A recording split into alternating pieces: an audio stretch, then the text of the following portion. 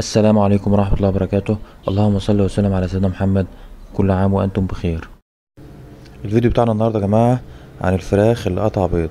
النهاردة جايبين لكم خلطة مهمة جدا، بس قبل ما نتكلم عن الخلطة هنتكلم امتى الفراخ بتبيض.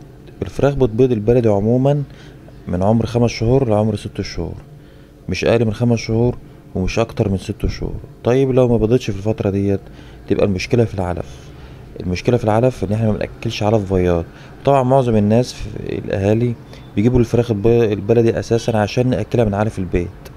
طيب ماشي، شيء كويس، بس نيجي في الشهر بس الرابع نأكلهم علف بياض بنسبة بروتين 18%. ده هيفرق جدا يا جماعة في انتاج البيض. دي الناس اللي عايزة بتربي فراخ بلدي لإنتاج البيض، نأكلهم من الشهر الرابع علف بياض، نأسس لهم يعني. ده هتفرق جدا في انتاج البيض للفراخ. طيب وغالبا الناس كلها مش هيبقى معاها فلوس تشتري علف بياض وبيستسهل، عشان كده جايب الفراخ البلدي اصلا عشان تاكل من اكل البيت.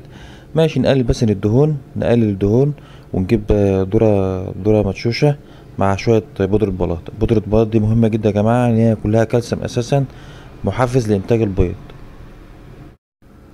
طيب طبعا ده ملوش دعوة بالخلطة بتاعتنا. الخلطة بتاعتنا ده يا جماعة في الاعمار الكبيرة. احنا بنتكلم ان الفراخ صغيرة ما بتبيضش لازم نحط لها علف بياض، او نسبة بروتين او اي اكل فيه بروتين عالي هينتج معاها بيض كويس.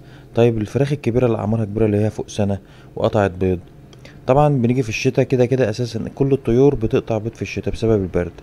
طبعا ده بندفي المكان ونخلي الفرشة نضيفة، ومكان البيض بتاعه نحط فيه قش وحاجات تدفي كده كويسة عشان ايه الفراخ ترجع تبيض تاني. طيب لو في الصيف برضه الفراخ الكبيرة ديت قطعت بيض، بنضطر بقى نعمل الخلطة دي. الخلطة دي عبارة عن ايه؟ 4 أصناف: حلبة، حصى، وحبة البركة، وفلفل أسمر، وقرفة مطحونة. طيب ده يا جماعة بنحطها بالكميات. طبعا أنا عندي ال10 فرخات بيشربوا سقاية 4 لتر يوميا. أنا هنا عندي مجموعة 3 سقايات. بحط أنا معلقتين من كل صنف من الحلبة والقرفة وحبة البركة والفلفل الأسمر، معلقتين من كل صنف على 2 لتر مية، وبغليهم على النار لمدة 5 دقايق غليان. ولما يتغلوا يا جماعة بنستنى لما يبرد خالص ونصفي زي ما انتوا شايفين كده، نصفي الرواسب دي كلها بره المية. وطبعا بنرجع هنا نجيب السقايات ونوزع عليها بالتساوي كده المحلول بتاعنا. طبعا في حاجة مهمة يا جماعة، مش عايزين نكتر الكميات عشان دي كمية حرق رهيبة وفي الآخر الطير ده ضعيف. مش عايزين نكتر الكميات ونقول أو نساعد أكتر. لا، الكمية دي حرق شديدة وممكن تجيب إسهالات. حتى احنا مش هنعملها كل يوم، ده ممكن مرة كل أسبوع. المهم نيجي هنا بعد ما حطينا المحلول نزود المية بالتساوي على كل سقاية. طبعا الكمية هنا قيمة تلت محلول على تلتين مية في السقاية. وما ننساش نحط المية بعد ما تكون الحاجة بردت والمية بردت والمحلول برد، عشان ما تحطهاش سخنة للفراخ. في كام معلومة كده برضه عايزين نقولهم عن الفراخ. الفراخ البلدي الفيومي السمرة دي أعلى إنتاج للبيض للفراخ البلدي عموما. هي حجمها صغير بس دايما بتجيب إنتاج بيض أعلى.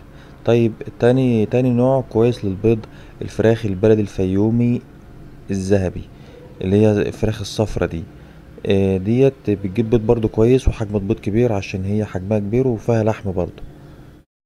النوع التالت طبعا الفراخ البلد الحر ديت مفيش غنى عنها في اي بيت، وبس دي مشكلتها دايما بتجيب احجام صغيرة واحجام مش كبيرة ودايما الناس بتحب الفراخ اللي هي بتجيب بيض كبير.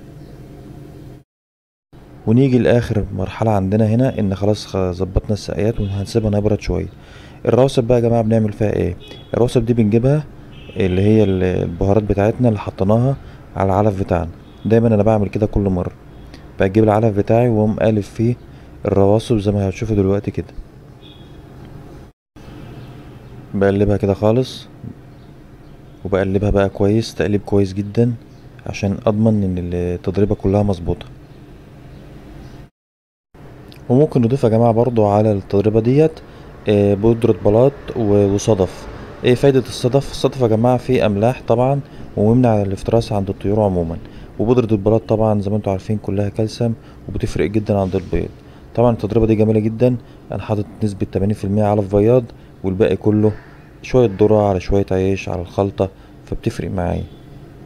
وكده نيجي لاخر الفيديو، والسلام عليكم ورحمة الله وبركاته.